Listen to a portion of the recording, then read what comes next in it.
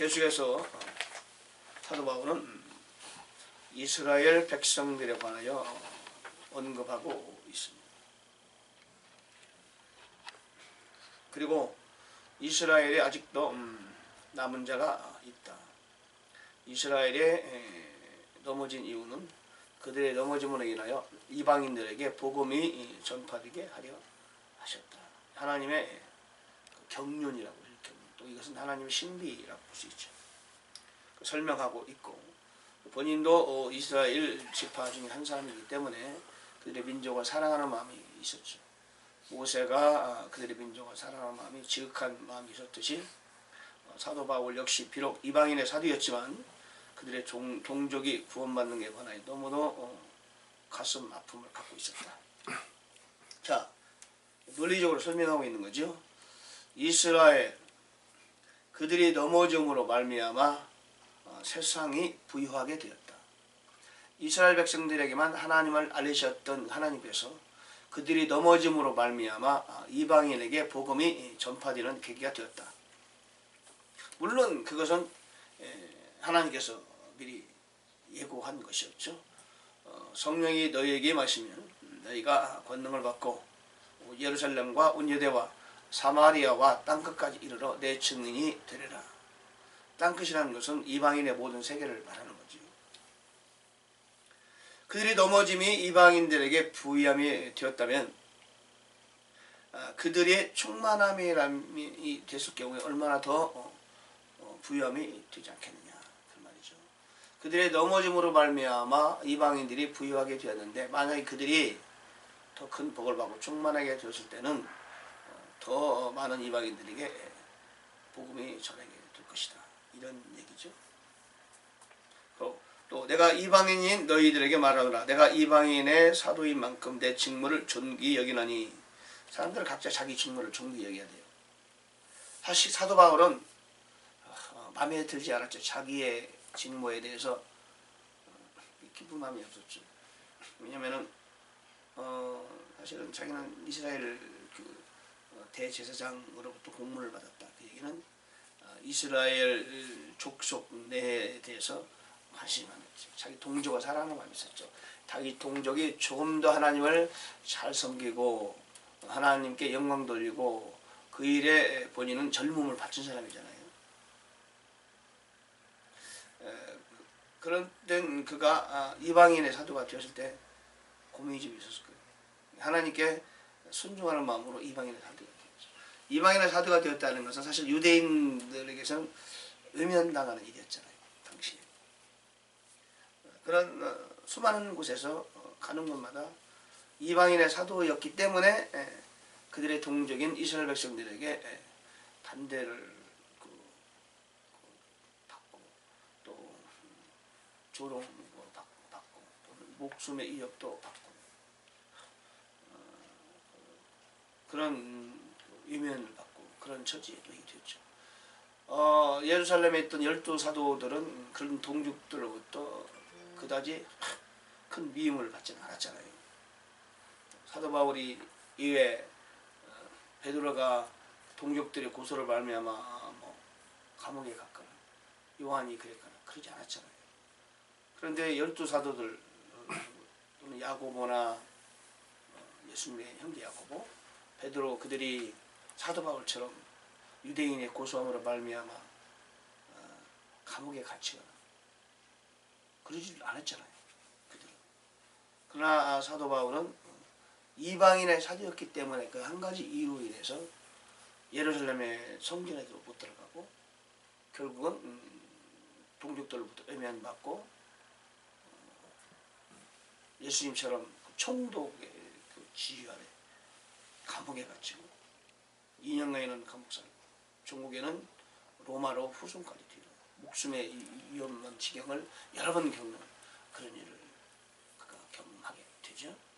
이방인의 사도였기 때문에 얻는 분리 위험을 그가 감수하는 것이다. 그 마음속에는 동족을 사랑하는 마음이 지극한 마음이 있었다. 자, 그럼에도 불구하고 그는 이방인의 사도로 자기를 세워주신 그 직무, 하나님이 주신 직무를 존귀히 여기고 목숨을 걸고 최선을 다해서 그 일에 수행하려고 했었죠. 우리는 이제 사도 바울은 뭐 5달란트 받은 사람이라고 한다면은 우리는 작은 일을 맡다 하더라도 우리의 직무를 존귀히 여겨야 돼요. 나에게 주어진 기도의 업무, 또 나에게 주어진 작은 일들, 전도하는 것들, 또는 기타 여러 가지가 있을 수 있어요. 내가 서 있는 자리에서 내가 해야 하는 여러 가지 일들, 나한테 주어진 역량만큼, 나한테 주신 달란트만큼 내가 하나님 앞에서 하나님의 사역을 해나가야 하는 그런 일들이 모든 사람이 있죠. 이를 우리는 존귀히 여겨야 된다. 존귀히 여겨야 된다. My work, my office. 그걸 아주 중요하게 여겨야 된다. 귀하게 여겨야 된다. 내 삶 전체에서 가장 귀한 일로 여기고 그 일을 충실히 수행하는 것이 우리의 인생이다라고 생각해야 돼요. 자, 이것을 내가 어찌하든지 내 살붙인 그들을 자극하여 경쟁해 함으로 그들 중에 얼마를 구원하려 함이라. 그러니까 자극하여 경쟁한다. 하나님이 구원의 방법이지요. 하나님 사역의 방법 중에 하나도 자극하고 경쟁한다. I may provoke to emulation. 사도 바울이 감옥에 갇혔을 때 감옥 밖에 있었던 그리스도인들은 어떤 사람들은 경쟁 의식을 가지고 더 열심히 복음을 전합니다. 교인에서 때로는 박집사가 새벽기도 나와?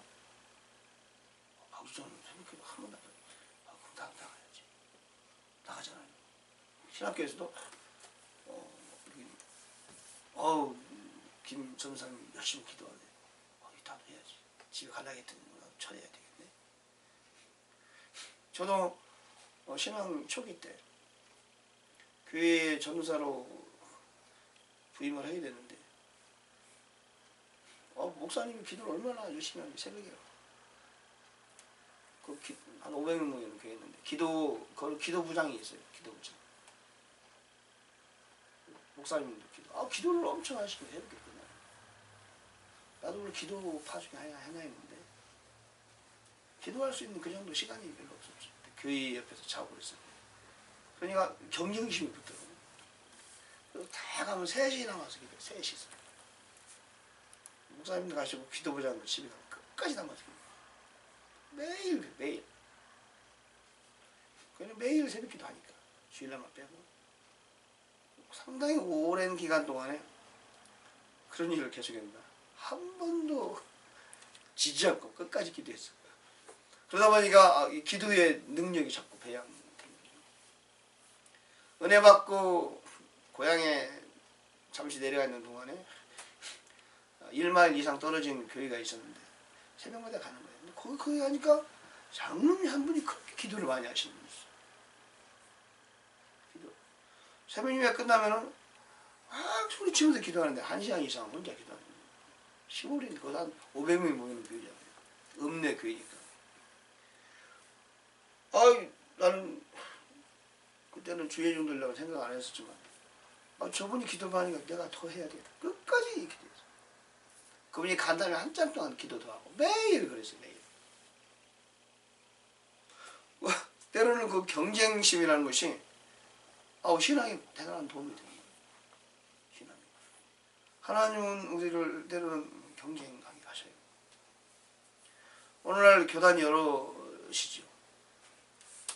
장로교회, 감리교회, 침례교회 많잖아요. 침례교가 교단적으로 세계 선교의 계획을 세우고 전략을 펼치면은 장로교도 가만히 있잖아요. 총리할 때 침례교는 올해 이렇게 세계 선교 계획을 펼쳐서 열심히 했는데 우리도 합시다. 그래서 여러분 교단이 여러 개인 것이 상당히 좋은 거예요. 지금 캐톨릭이 전도 안 하잖아요. 교단이 하나뿐이라 경쟁할 필요가 없어. 신부들이 노력하지 않아. 어차피 해도 월급 나오고 안 해도 월급 나오고 한 번 신부되면 영원한 신부잖아요. 한국교회에서는 예를 들면은 우리 지역 같은 경우 1위 시내에 교회가 있다. 1위 제1장로교회가 1000명 모인다. 우리는 500명 재직교회 할 때 여러분 제1장로교회가 1000명 모이면 열심히 전도하는데 우리도 합시다. 합시다. 헌금으로 애난교회가 건축했는데 우리도 합시다.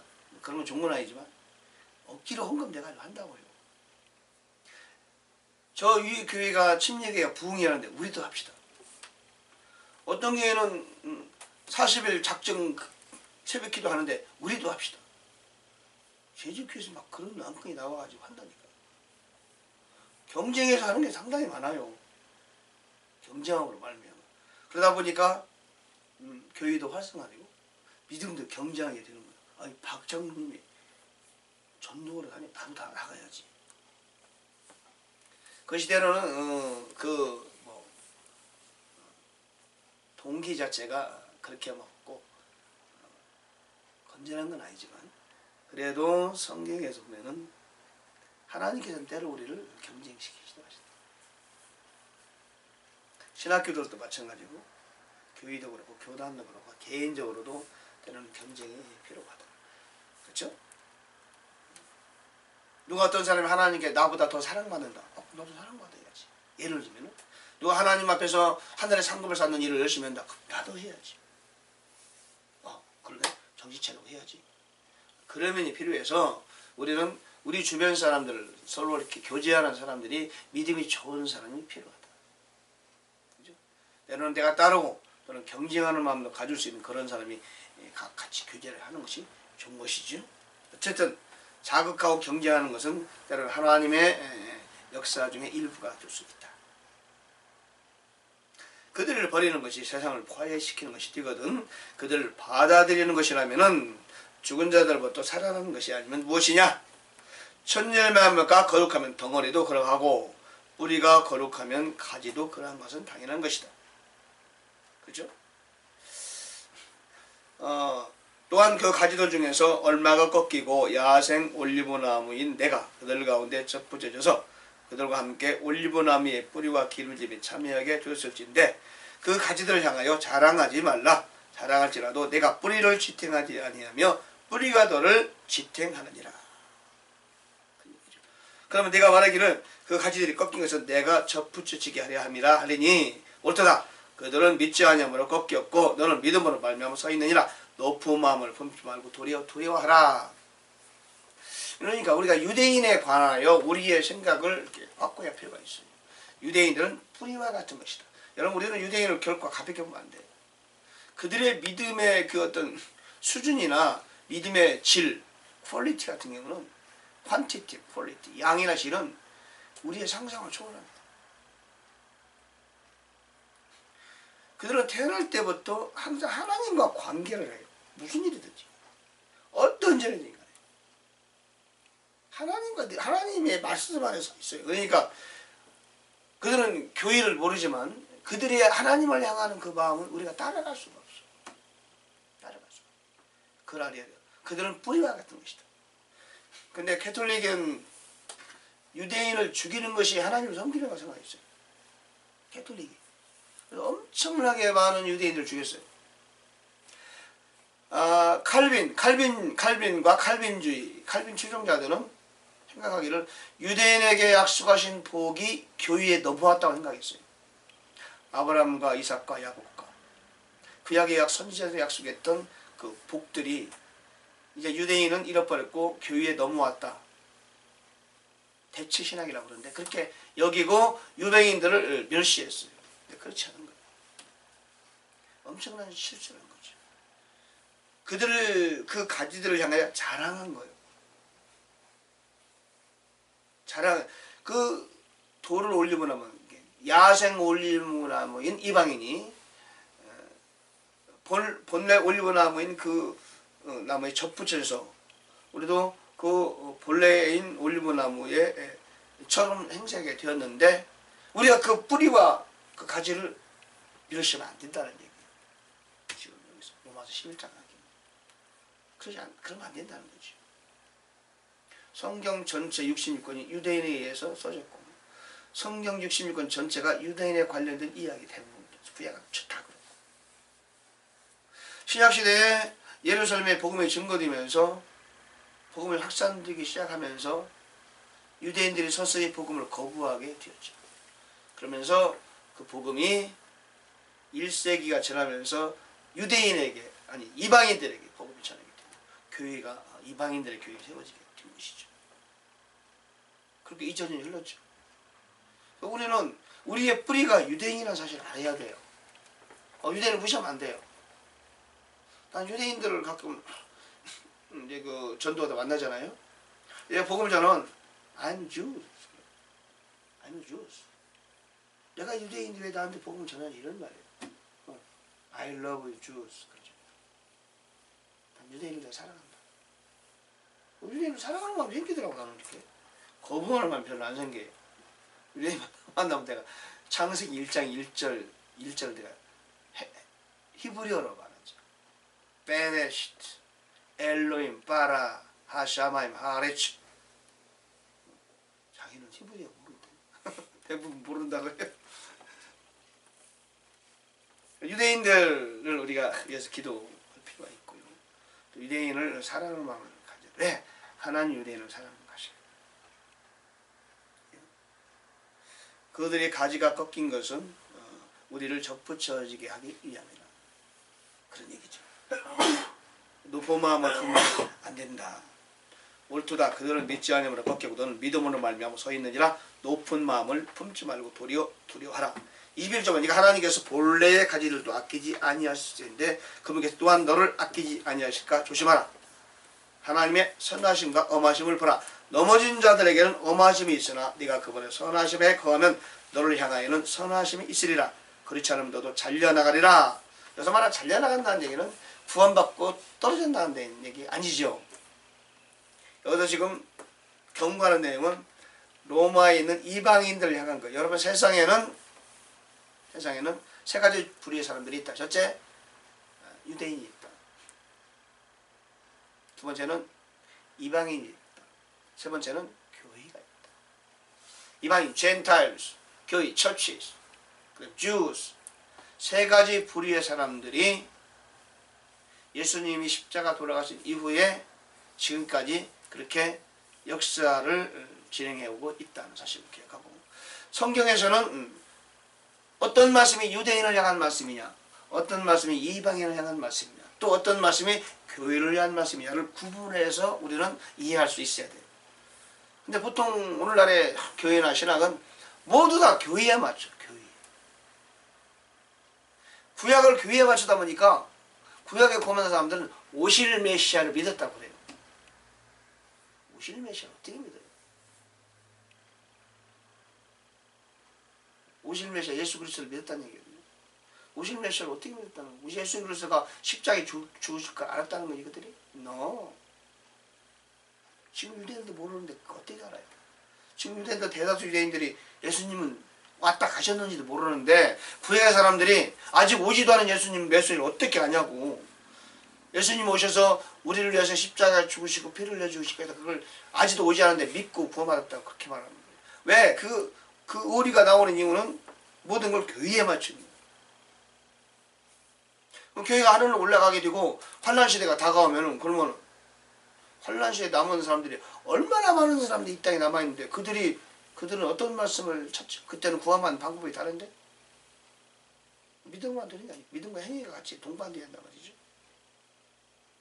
성경은 유대인에 관한 말씀이 있고 이방인에 관한 말씀이 있고 또는 교회에 관한 말씀이 있다. 구분해서 divided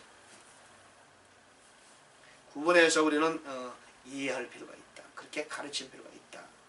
근데 칼빈은 그렇게 안 가르쳤죠. 모든 유대인에게 약속한 것이 유대인에게 약속한 것이 교회로 넘어와 버렸다. 그렇게 주장하죠. 지난번에 그 코넬 대학원장 출신 일이 뭐였냐고 잊어버렸네. LA 와서 복음방송 주회 정도 모아놓고 강의했는데 대체 실행이 잘못됐다고 그러더라고요. 윌터 카이저인가, 그분이 좀 유명한 사람이죠. 구약학자인데 대체 신학이 잘못된 신학이야. 칼빈이 주장했던 대체 신학이 잘못된 것이다. 유대인에게 대한 약속은 여전히 아직도 유효하다. 그렇게 말하더라고요. 성경을 많이 아는 사람입니다. 구약학자들이 잘 모르거든요. 구분 잘 못해요. 그게 가르치는 사람이 별로 없거든요. 없으니까. 근데 그분은 그걸 알긴 하더라고요. 그러면서 유대인들, 이스라엘 민족 나라 안에 있는 메시아닉 처치를 우리와 같이 교제를 해야 된다고 얘기하더라고요. 근데 메시아닉 처치는 그것도 아직도 교회가 있긴 있는데, 유대인 그 민족 가운데 교회가 있는데, 그 교회는 메시아닉 처치가 우리가 달라요. 제사 드린다고, 절기도 지킨다고요. 그러니까 초대교회에 유대인들이 지켰던 그런 교회하고는 또 달라요. 유대인들은 4가지를 했잖아요. 목매어 죽임과 음행과 피와 우상의 제물을 멀리하라. 4가지만 하면 됐잖아. 근데 지금 그 메시아적 처치는 제사도 지나고 절기를 지킨다. 그거 하면 안 된다고 그랬잖아요. 사도 바울이 갈라디아에서. 그러면 그건 다른 복음이다 그랬잖아요. 그죠? 그러니까 그런 교회가 지금 이스라엘 안에 있어요. 물론 순수한 교회도 거기에 있어요. 순수한 교회. 그래서 우리는 2가지로 봐야 돼요. 이스라엘 백성들에 관하여 그들은 구원을 받아요. 첫째 방식은 그들이 예수를 믿고 구원을 받아요. 교회가 되는 거죠. 유대인이 교회로 전환되는 거죠. 초대교회 때처럼 베드로와 야고보와 요한이 복음을 전하고 교회가 확산됐던 것처럼 그와 같은 방식으로 그들이 예수를 영접하고 오늘날의 교회와 같은 방식이 되는 거죠. 오늘날 우리 개신교는 다르겠죠. 오늘날 개신교는 많이 타락해서 변형된 거예요. 변형됐어요. 목사 제도가 있고 장로 제도가 있고 목사가 모든 걸 다 행하고 이게 교회가 아니거든요. 초대교회 이렇게 안 있었잖아. 근데 어쨌든 이스라엘 민족들이 구원받는 방법이 2가지가 있는데, 첫째는 그들이 교회로 가입해서 예수를 영접하는 거예요. 그리고 신약의 실행을 그대로 따르는 거예요. 신약교회의 실행. 신약교회에 나온 사도 바울의 서신과 복음서를 따르는 거지. 근데 그러지 못하는 것 같아요. 메시아적 처치는. 메시아적 처치는 사도 바울의 서신을 그렇게 인정하지 않는 것으로. 복음서는 믿는 것 같아요. 복음서는. 사도 바울의 서신은 교회의 실행에 관하여 말하고 있잖아요. 그들이 아직 받아들이지 못하고 있는 것으로 보인다. 그리고 실제 사도 바울의 서신대로 실행하는 교회가 또 있어 보여 있는 것 같아요. 유대인들 중에 지금 이스라엘 민족 안에는, 나라 안에는 2가지 교회가 다른 메시아적 처치가 있다. 구약의 상당 율법을 수행하면서 지켜가면서 예수를 영접한 메시아적 처치가 있고, 제대로 된 처치가 있고, 신약교회에서 실행되어지는 사도 바울이 교회에 말했던 그대로 제대로 된 교회가 또 있고, 그리고 유대인이 있고. 그러므로 메시아적 처치는 어떤지 모르겠죠. 그래도 구원 받으려고 하는 생각은 해요. 옛날 우리가 두루리 갔을 때 두루리가 그 메시아적 처치를 많이 관계하는 것 같아 보니까 거기서 영향을 받은 거예요 지금. 그리고 우리 개신교에 대해서도 그런 배신교 상당히 거부하잖아요. 근데 그것도 또 문제가 있죠. 모르겠지만 그들이 교회를 통해서 구원받는 방법이 있지만, 마지막 때가 말년이 되면은, 말세가 되면은, 이제 우리가 다 들림받게 교회가 하늘로 올라가게 되면은 남아있는 유대인들이 민족 전체가 구원받아요. 민족 전체가. 놀라운 일이죠. 대한민국의 사람들이, 예수 믿는 사람들이 들림받고 난 다음에 대한민국에 남아있는 사람이 민족 전체가 천년왕국에 들어갑니다. 어림도 없죠. 극히 소수가 천년왕국에 들어가게 되겠죠. 근데 유대인들은 다 천년왕국에 들어간다고 보면 돼요. 얼마나 특별한 민족이에요. 민족 전체가 회개하고 예수를 영접하게 된다고. 천년왕국에 들어가게 된다. 물론 교회와는 다르죠. 다른 형태지만은 그렇게 또 구원 방법이 있고, 만약에 천년왕국에 들어간다 할지라도 유대인들은 거의 구원받을 거예요. 이방인들의 천년왕국에 들어가게 되면은 그들의 또한 어떤 테스트하는 그 어떤 과정이 거치겠지만 유대인들과 이방인은 다르죠. 유대인들은 천년왕국에 들어가서 제사장 나라가 된다는 말이에요. 예수님이 거기에서 다스리시고 특별한 백성이에요. 그죠? 따라서 우리도 유대인들에 관하여 우리가 생각을 달리 할 필요가 있다. 그들을 위해서 기도할 필요가 있다. 그들을 존중할 필요가 있다. 결코 멸시하거나 경시해서는 안 된다. 이것이 성경이 우리에게 가르쳐주는 교훈입니다. 그죠? 여기서 로마서 11장에서 말하고 있는 내용은 그들은 본래 올리브 나무고 감람나무고 우리는 야생 올리브 나무. 다르게 번역하면 돌감람나무라고 번역하지. 우리가 그들에게 접붙여졌다. 그러므로 자긍하지 말자. 우리는 결코 뿌리가 아니다. 그런 말씀을 주님께서 사도 바울을 통하여 우리에게 말하고 있죠. 자긍하면 안 되죠. 높은 마음을 품지 말고 도리어 두려워하라. 예수 믿는 사람들 중에서도 교회 내에서도 믿음이 좋다고 해서 높은 마음을 품으면 안 되죠. 그리고 오히려 믿음이 좋다면 당신은 더 조심스럽게 두렵고 떨리는 마음을 가져야 된다. 그리고 네가 가진 원 셀베이션을 fear and tremble 워크아웃 해라. 두렵고 떨리는 마음을 가지고 네가 가진 온 셀베이션을 워크아웃 해라. 일하여 드러내라. 너희 삶을 통하여 그렇게 하라. 그러므로 믿음이 좋고 하나님 앞에서 더 주님을 영광을 돌리기 원한다는 그런 삶을 살기 원한다면은 두려워하는 마음을 가져라. 더 조심스러운 마음을 갖고 겸손한 마음을 가지고 주를 섬기자. 할렐루야. 기도하겠습니다. 주님 오늘 이 새벽에도 저희를 불러주시고 은혜 주심을 감사합니다. 주님 더 낮은 마음과 두려운 마음, 떨리는 마음을 가지고 하나님 구원받은 자녀로서 주님을 기쁘시게 하는 삶을 살아가는 저희들 다 되게 해 주옵소서. 이 시간 기도할 때 기도가 성공되게 도와주시고 오늘 하루도 성령 안에서 주님 따라 말씀 따라 그렇게 기도하며 하루를 보내게 해 주옵소서.